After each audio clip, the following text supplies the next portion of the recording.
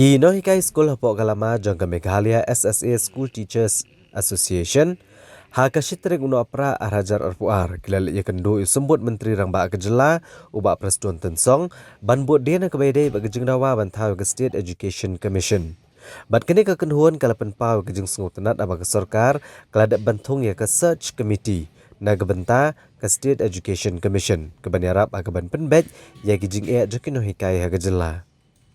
Presiden Jong Gane ke Association uba Aristotle Rembai habaikan berkenau patai kubor. Ulero ek sorkar MDA halor ke jingtung ya ke Search Committee. Kaban clear do Chief Secretary ke jela hagba unsa ajeng mut gi kerteng bantung kum ne ke chairperson bat ki dekot Jong Gane ke State Education Commission.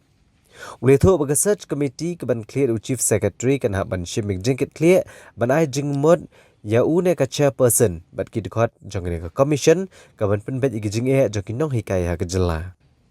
uba Aristotle ulong bag sarkar jela kala kular ban chimkhya ya gi jing dawa jogin hikai SSA ban kentiu ketulap bat ban ra alut ya baro khara rajar sanspa safwingut kin hikai SSA naga State Implementation Society sha ka Education Department jong kejela Ulong bahak ni kejingyalang kle keren ru ban plat no ketulap ke baar benai ke barang sateng ke badai jong benai risau bat nai weng shua ke Christmas ban ke sorkar kala kular ban plat no ketulap shua ke Christmas. Berhak tu kajing keren jongi tu kajing kendo jongi nakaliang jongi deputy CM ila ai komitmen ini ba yak isu jongi kata ya ka enhancement of salary pat kum juru de mentaban merge dan ban chief ya baru kino hikai SSA na po State Implementation Society sa po State Education Department on regular basis on address da ka State Education Commission kabakin sa tung ti ko ba kalong menta aku ba pilih hi bahaka kendai trik jong 9 November nakaliang jong ka cabinet kala ayak approval ban constitute ya ka State Education Commission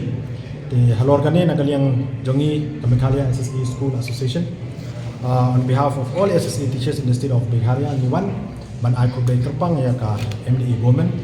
halor kane kap ar ngili kren bat i honorable deputy chief minister ba laknu bakin penkloy ban appoint new chairperson bat kum juru ya ki members jong ni commission te nakaliang jong i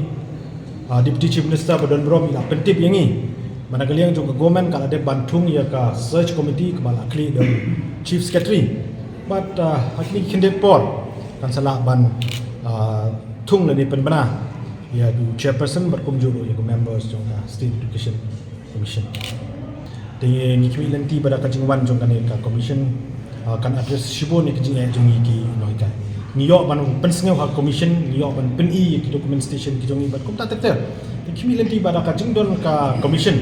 at least dalam 100% ban solve ya ka problem jong ni noika at least kala ban is mo kan dia ya ka kajing jong ni noika ka jelam kali ha